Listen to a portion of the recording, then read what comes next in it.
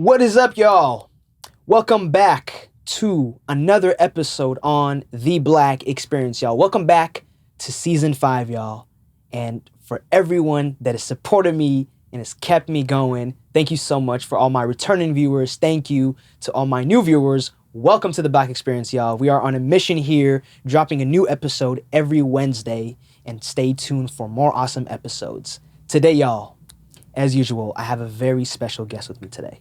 I have someone who is a poet, she is a sister, she's a niece, she's a mentor, she loves to call herself a love warrior, a social justice activist, and my good friend. So let's put our hands together and let's bring up my good friend, Khemistry. Thank you for the beautiful introduction, Ermias. Absolutely. I'm excited to be on this episode of the show. Thank you. Thank you so much for joining me, and it's good to see you after a month, maybe even 2 months. Yeah, it's been like a month. It's been a while. Mm-hmm. Well, I guess I did see you virtually at the poetry workshop a few days back, but yeah. And I love the new hairstyle too. We were just talking about that. Thank you. I feel like a superwoman when I have my hair cut. So, oh yeah? Yeah. I need to get one myself actually, so thank you for motivating me and reminding me. So no problem. Khemistry, before we get started, before we have your little background and everything, the first thing I said about you is that you're a poet. So as a little icebreaker, if you could share one of your poems with the audience to kind of get them in, and then we'll go from there. Okay, sounds good. All right, so the name of this one is Him. His presence is so majestic, my mind creeps into daydreams of his protection. I crave the weight of his hands on my face as I envision the wrinkles on his hands to be lines on which my mind write the most beautiful poetry. I love his use of words. My brain lights up in accord with his intelligence. My time spent with him is enchanting. Magical movies can't depict the beautiful scene that covers the vastness of our sweetness. His touch lingers on my body for days after. My heart swells with laughter at our random conversations where we share our memories as we create them together. He is a man who makes my spirit prance at the very thought of him. He slips in and out of my dreams where I believe he belongs. A hero in my waking life and an angel guiding me by night. I allow myself to be weightless in his arms because I'm drawn to his safety. His lips are like the pages of my favorite book.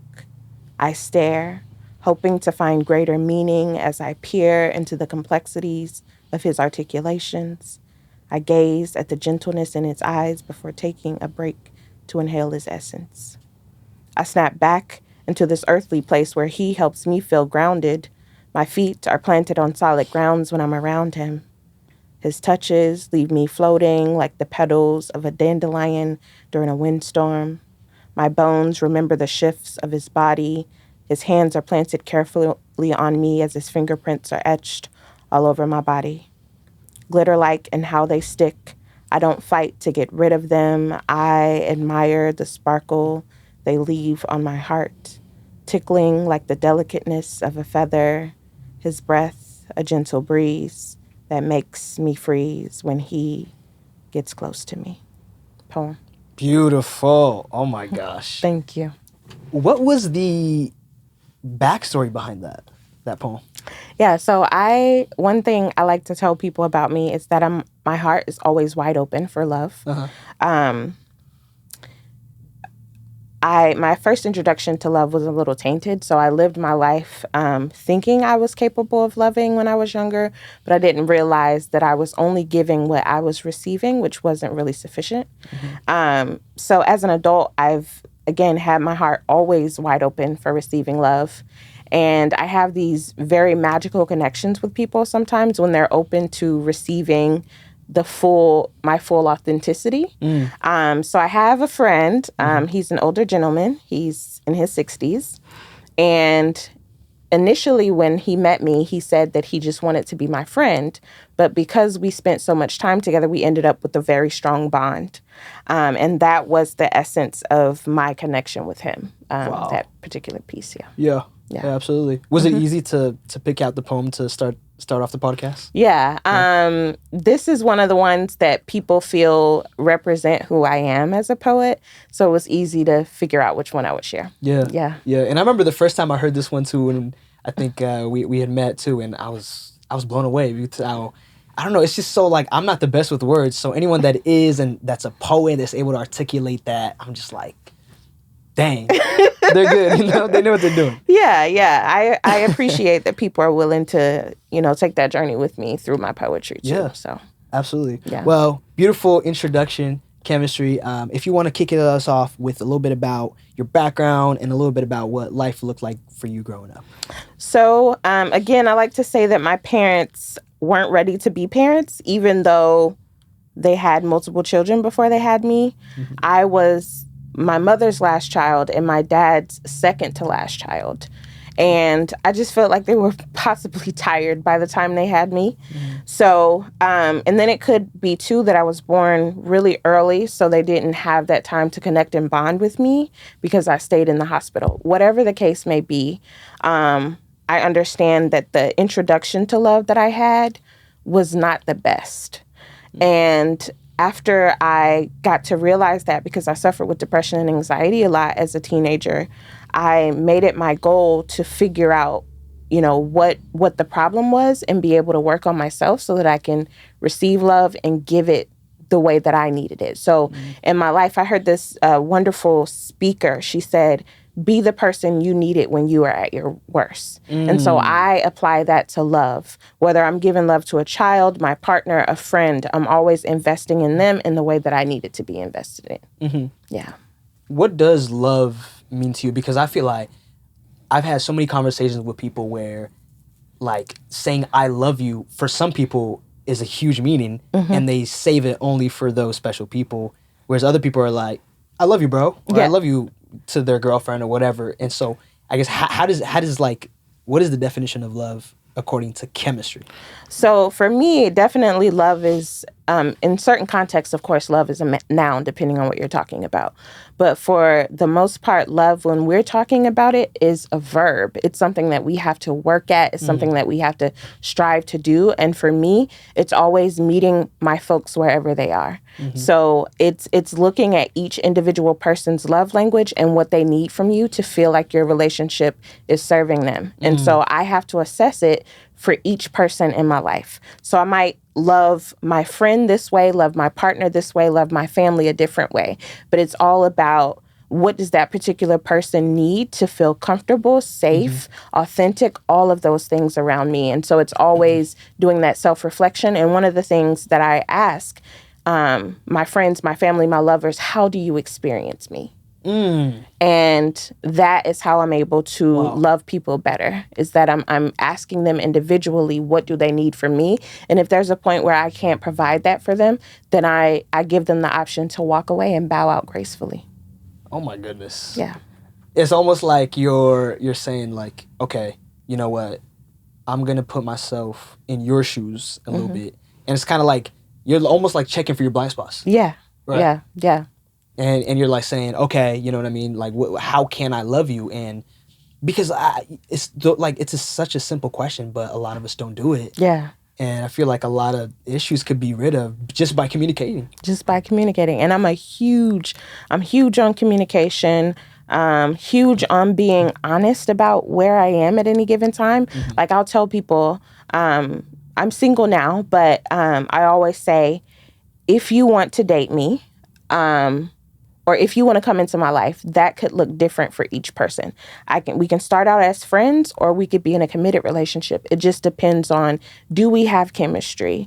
Are we working out fulfilling each other's love language? And if we aren't, then we have to be mature enough to, again, say, hey, this relationship isn't serving me. I'm going to bow out gracefully. And that's how I navigate all my relationships. Did you always want to become a poet? Has that been like a lifelong dream? No, it's funny. I, as a kid, my 8th grade teacher, Miss Smiley, Stephanie Smiley Scoggin, I remember her name. She introduced us to poetry. And I was like, oh, this is nice. I like this. And I didn't write again until my grandmother passed away when I was 13. I wrote the poem for her obituary. And then another one of my family members passed, and I wrote a poem for the funeral. But I didn't write again until 2010. I moved away from my family for college, and poetry is how I navigated all the big emotions that came up for me when I left my family. One, I was so happy to be leaving because I felt like being there, nobody fully understood who I was. And because of a lot of sadness I had, I didn't feel like I could fully relate to people who I was. And so it was a blessing to be leaving, but also it was a challenge because I was 3.5 hours from my family. I didn't drive. So I felt like it was safe to travel that distance because I was far enough away that people wouldn't visit regularly, but close enough that if I had an emergency, folks could come see me. So I literally wrote every single day. I didn't sleep. Wow. I probably slept 15 minutes a night while I tried to process who I was and figure out my identity as an individual aside from the identity that my family basically chose for me. And so that during that time period, poetry was a tool for healing, reflection, liberation, all of that. And so that is why I talk about poetry also being that tool for other people. I got to discover who I was at that point. I also called my parents and say, hey, I'm navigating some huge emotions. I want people to understand who I am and that I'm not going to carry these burdens alone anymore. And my poetry will tell my story. And that's what I did. And then I stopped. So I was in Albany, Georgia, and the poetry scene was really huge there. But I stopped in 2011, like the end of 2010, early 2011, and I didn't pick up a pen again until the pandemic. And the pandemic is how I was able to navigate that isolation and my desire to be loved and just touched as a human being because people were so afraid to be in spaces with each other.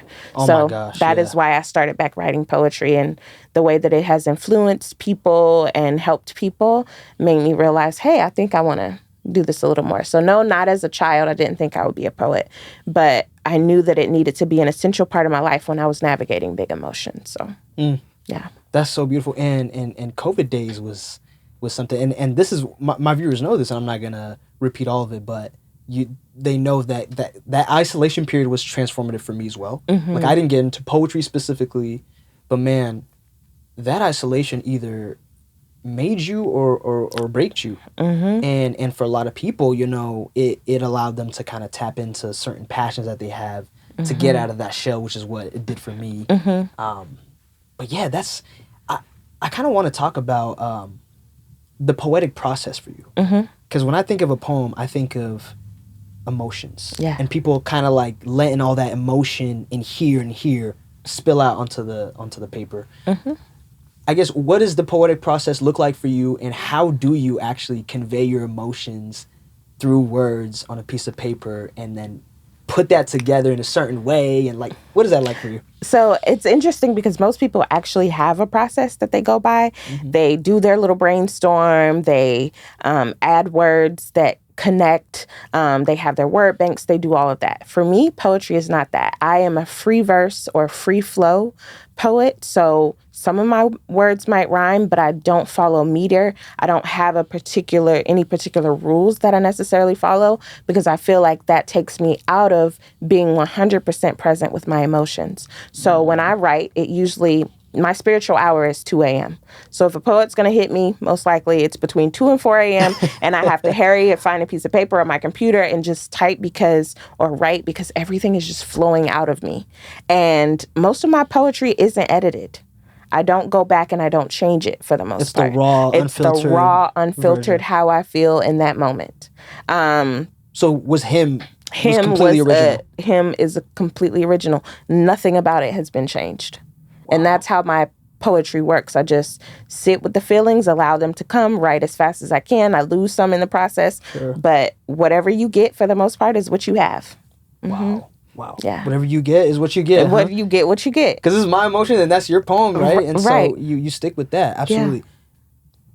When I think of emotion and like conveying emotion, specifically with the Black community, with our community, I mean, I guess how can you see like poetry being influential in the Black community? I personally don't know the history of poetry in terms of the Black community, but I guess like is this something that you see getting more into the Black community that more Black people can get into? Yes, definitely. I offer as a part of my residency poetry workshops because I do believe, and I call it art out loud, art as a tool for restoration and transformation.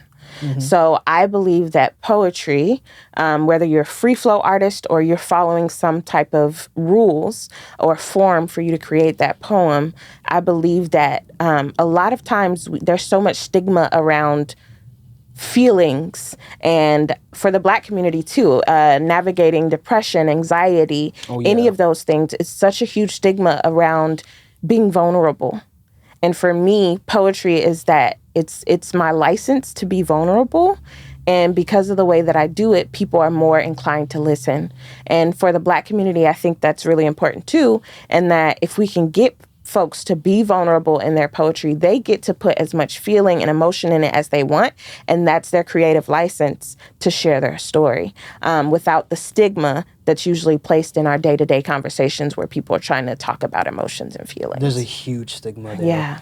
Especially when, okay, like, but what if a black man is listening to this right now, especially with men, when it comes to men, there's a huge stigma of showing emotions. Yeah. Not just for Black men, just men in general. Yeah. Of like, no, you got to be tough. You know, you got to hold it in. You got to man up. You got to do that. I mean, I guess, what do you say to that person when they're like, okay, if obviously I have emotions as a human, but I'm not trying to do no poetry.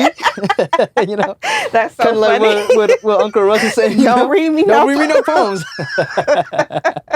That's hilarious. So I think just setting up the atmosphere where folks feel comfortable, I'm not going to say safe, but comfortable enough to explore their emotions because other folks are doing it. I love me an emotional man. I love an emotional. Okay. And I'm very attracted to people being able to communicate their feelings and articulate how they're feeling. So I will create a platform and a space for folks to do that anytime. And I invite people to explore it. Just wake up, do morning pages, just write out your thoughts for 5 minutes. Let it be a brain dump. And sometimes you'll find that there's poetry in that because you're being raw with your feelings and raw with your emotions. I would love to see at my workshops, I would love to see more Black people participate. One, because we actually get strength in being able to name our story. Because for so long we've been silenced. Don't say that. Don't talk about that. And I find strength in being able to say, look, I'm a survivor of childhood sexual abuse. Look, I'm a survivor. I experience depression from time to time. I have anxiety, but being able to go out into the world and still be who I am despite those things, I think the fact that I'm able to open up about that, if I can create that space for other people, especially people of color, then that's what I want to do. And I always encourage folks to write. I'll have my notebooks. I'll have stickers. Please grab a notebook. Please grab stickers. Start writing. And maybe explore sharing your thoughts with other people because you can write it down and look at it. If it feels scary to you, you don't have to share, but maybe you'll be proud of what you've written and share it with somebody. And our stories help heal other people sometimes. Yeah. They sure do. They sure do. And just a few episodes ago, I had my own story that I did on my podcast, where I had to pretty much tell my story and convey all the ups and downs that I went through, and you know, it wasn't easy, honestly. Yeah. Because there's some parts of it that, again, it kind of takes time. When you're in that season, you're definitely not going to share it with people. Yeah, yeah. Or, you know, it's a healthy thing to share with people, but once you're out of it and you look back in retrospective, you're like, okay, this could impact someone. Yeah, for sure. So. And I always think, like, if I didn't share my story, I know for sure that there would be 3 young girls who wouldn't have shared their story. And so I am allowing myself to be vulnerable so that maybe somebody else will find their strength in my voice. Or I can be the voice for the other girl. I can present an alternative perspective that people didn't have before. And so that's what helps me to continue to be vulnerable. You talked about being in Atlanta and how the the poetry scene there is very big. Are there any mentors or any role models or any figures, I guess, in poetry or in any space, honestly, we can broaden it, that have impacted you, inspired you in any kind of way? So I had a mentor. His name is Third Rail Poet. He's a chef, aka Jabir Rasul. He, when I started in the scene in Albany, Georgia, he kind of took me under his wing and he was like, I don't know if you know this or not, but you're a good writer and we can actually take your work and we can slam with it.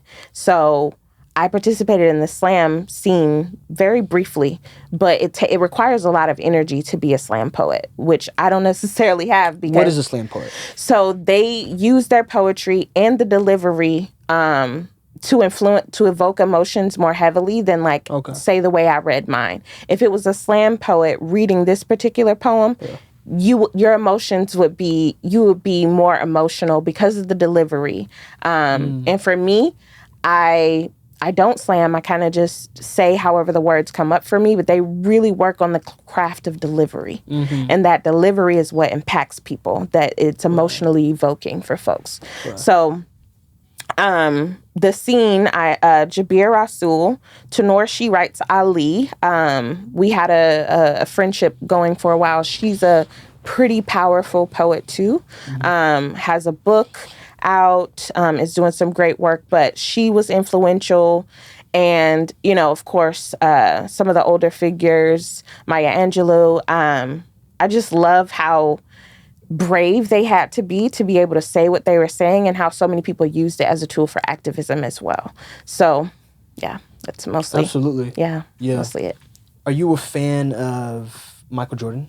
Michael Jordan. Not really a fan of Michael Jordan because I haven't really followed him and his story enough to really know what's going on with him. Yeah. The reason I bring him up is because he's my favorite athlete of all time. But there's something about, I was watching his Hall of Fame speech as well as others, and there was just something about when he obviously he was making jokes about his competition and this and that, but what he kept going back to was just the people that helped him and the people that inspired him, people that came before him, like the Wilt Chamberlain, the Bill Russells, and then he went back to his mom, and then to his kids, to his wife, and just all those people.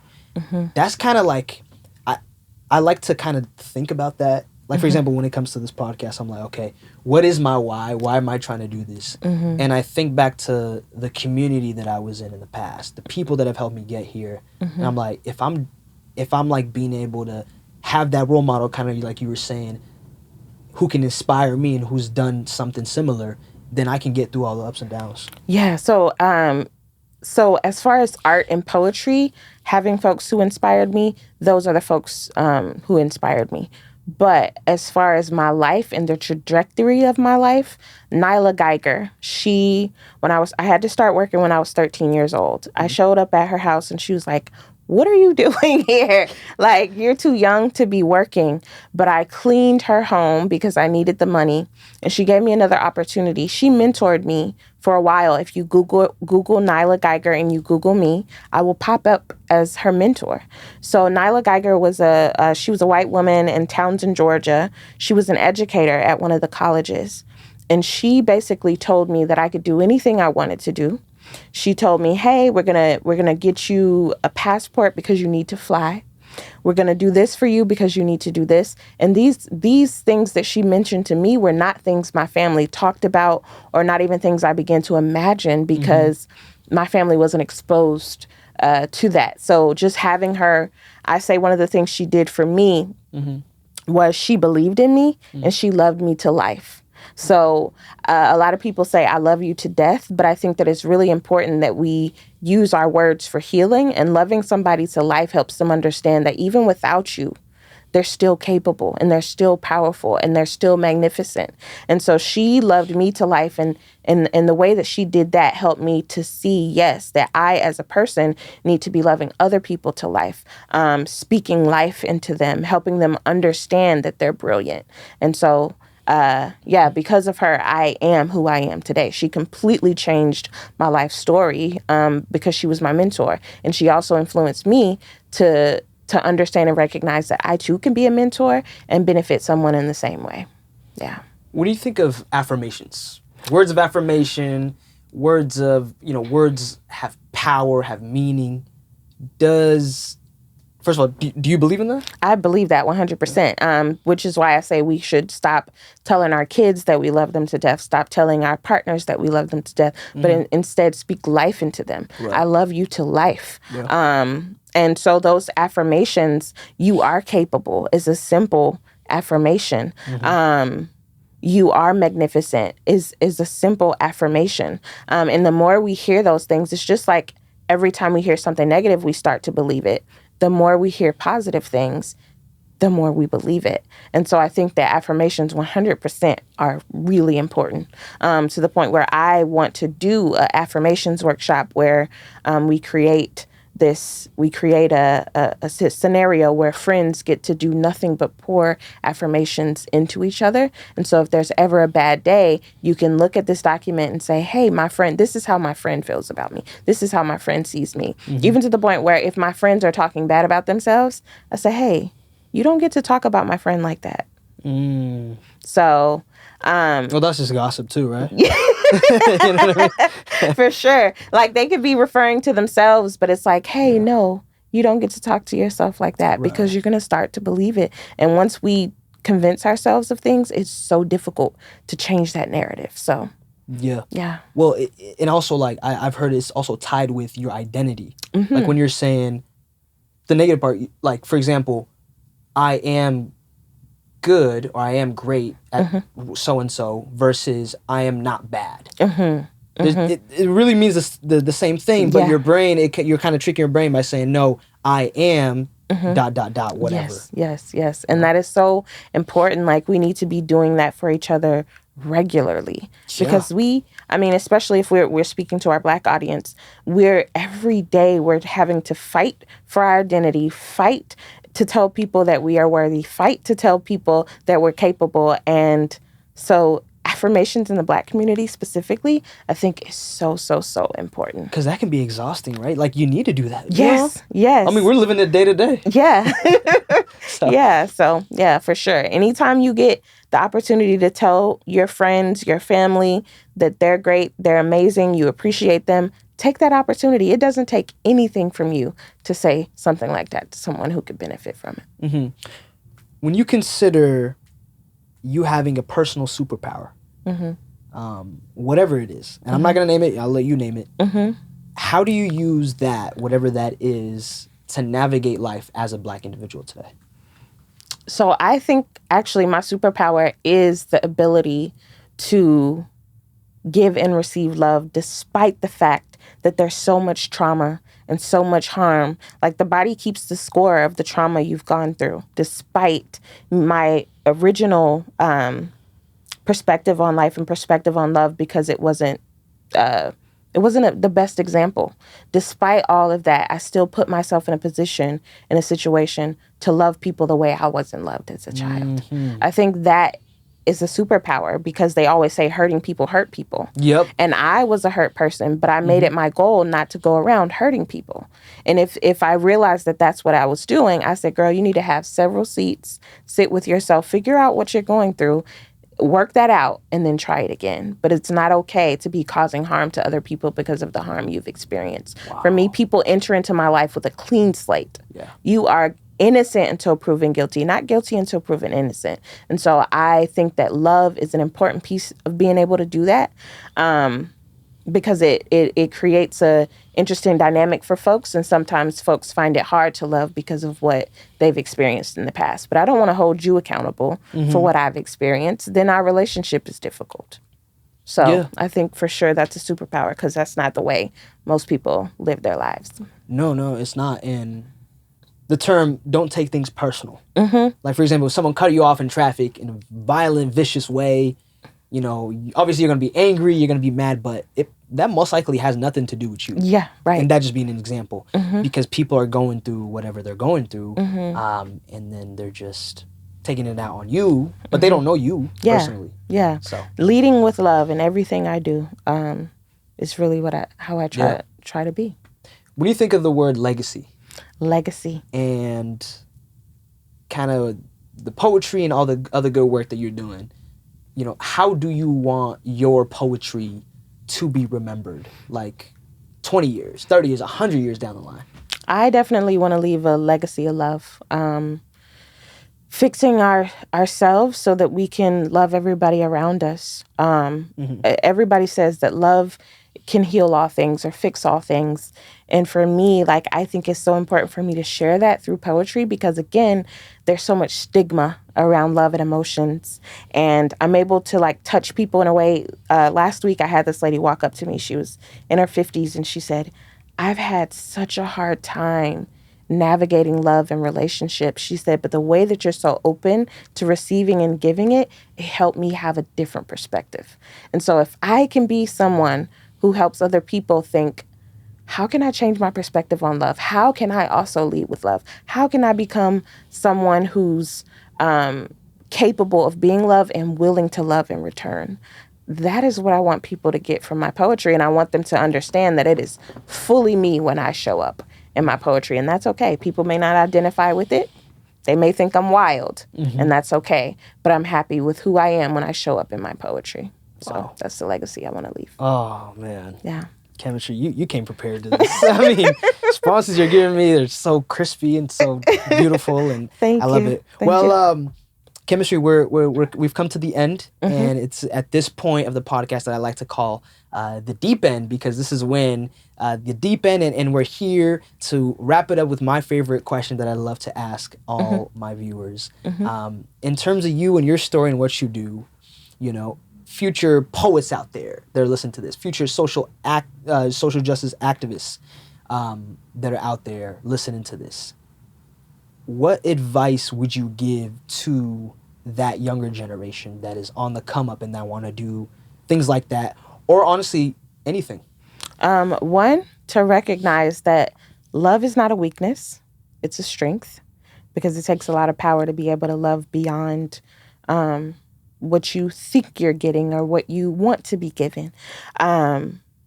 One, that piece, and then two, don't give up on whatever it is that you think you want to do, because I never thought my poetry would earn me money. I never thought I would have people coming up to me telling me how impacted they were by my poetry.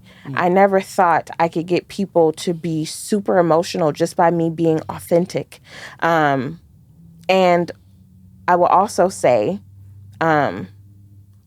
try as you might, as hard as you might, to have a growth mindset, because every day we can be improving ourselves. You don't need to compare yourself to anyone.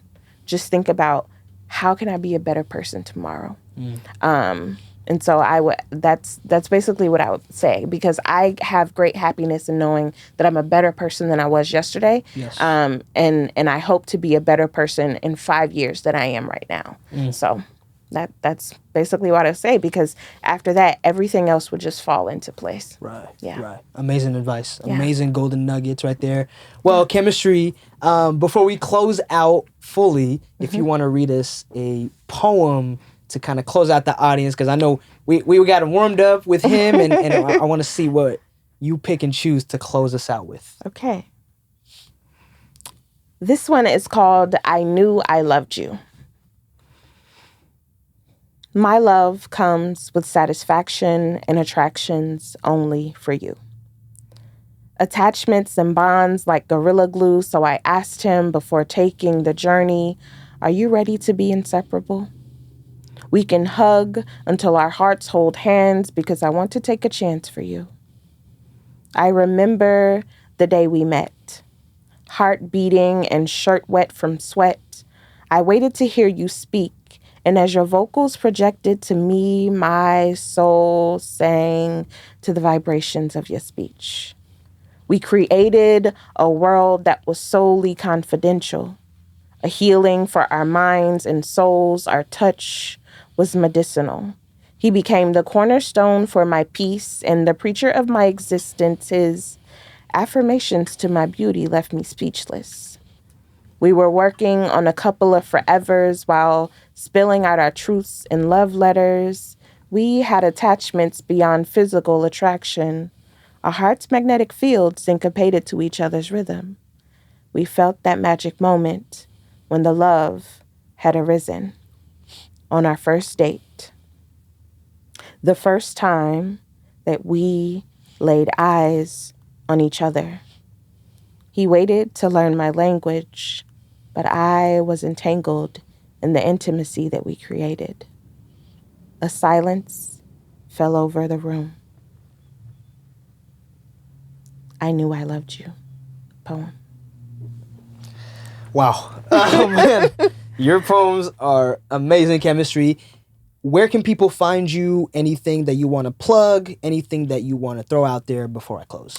Well, I'm not on social media, but anyone can reach out to me easily at my email to talk about workshops, me working with youth, anything, any inquiries, any questions. Folks can reach out at Khemistry, K as in kite, H as in Henry, E as in echo, M as in Mary, I igloo, S Sam, T Trey, R Ray, Y Yankee, 2012 at gmail.com. So that's Khemistry spelled with a K instead of a C, 2012 at gmail.com. Reach out with any questions, any comments, anything. I'd love to connect. I'd love to collaborate and see how I can share my story and maybe influence others.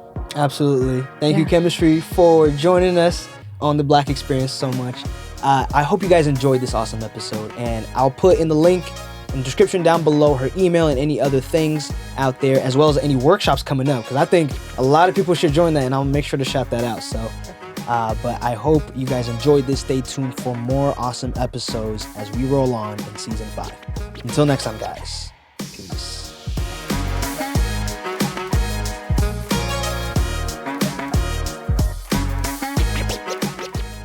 What is up, y'all?